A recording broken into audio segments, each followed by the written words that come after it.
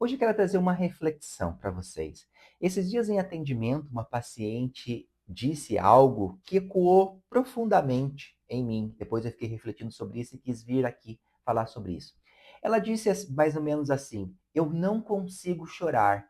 Eu quero chorar, mas parece que algo dentro de mim está travado. Ela não conseguia chorar, mesmo passando por diversas adversidades, né?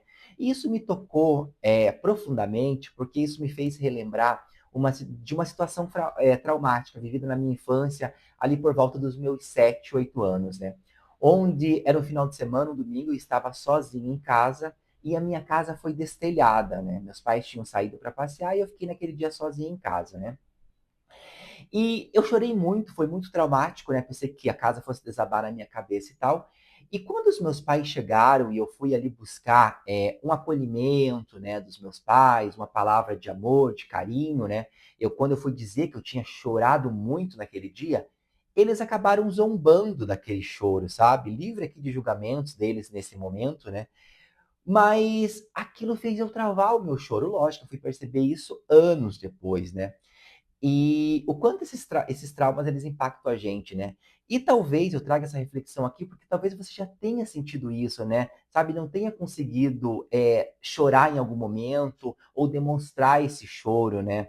E isso reflete de muita forma. Sabe aquela vontade que você tem de desabar, mas teu corpo não permite, né? É como se uma represa ali, invisível, segurasse tudo, segurasse você de exprimir sentimentos, exprimir o choro, né?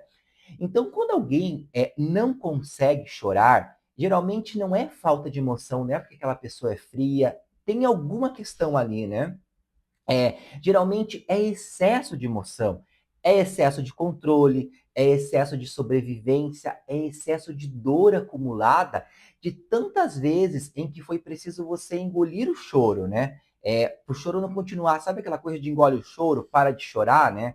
E a gente não tem que ficar aqui julgando pais, julgar os cuidadores. A gente tem que entender como a gente vai mudar esse caminho a partir de agora, né? Mas fato é que o corpo aprendeu a não sentir como forma de proteção, né? Mas o que antes foi uma defesa ali, muitas vezes pedida por outras pessoas, agora pode ter se tornado uma prisão para você mesmo, né? Porque as lágrimas, elas não são fraquezas, elas são inteligência emocional em movimento, são energias em movimentos, né? São mágoas em movimento, são emoções que precisam ser represadas. É o modo que o inconsciente, o nosso inconsciente, ele encontra para liberar o que já não cabe mais em nós, principalmente através do choro. Então, libera essas águas, né? Essas nossas águas internas, né? Através do choro.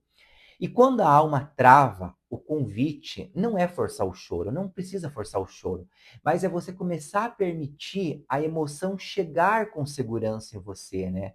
E às vezes isso acontece no silêncio, na respiração, no suor mesmo de uma atividade física, né?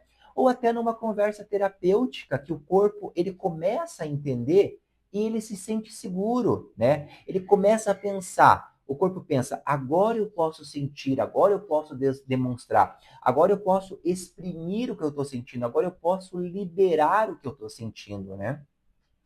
E quando esse momento chega, quando uma única lágrima escorre, ela não é só água, tá? A lágrima, ela não é só água.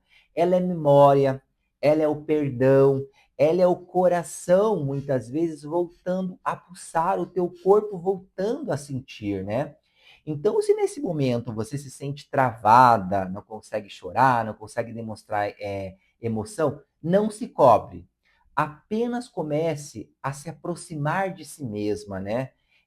Permita-se respirar com presença, permita-se olhar as suas dores com ternura, com cuidado, com acolhimento e dizer muitas vezes para si mesma: eu estou aqui.